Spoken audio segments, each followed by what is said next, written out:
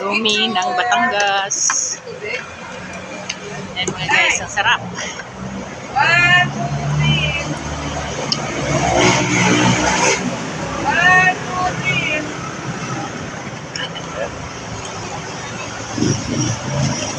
Opo, tingnan natin siya pa.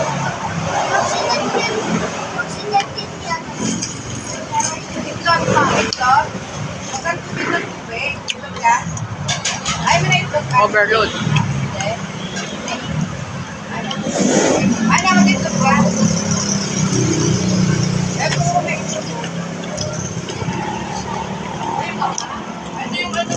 Toasted bread.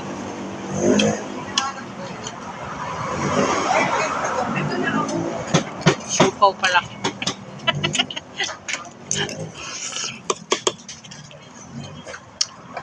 Sarap talaga mga guys.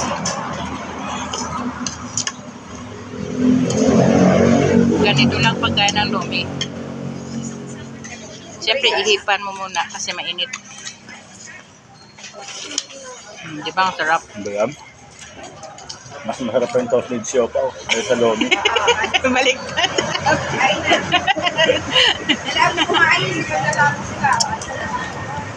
Thank you guys. Wow.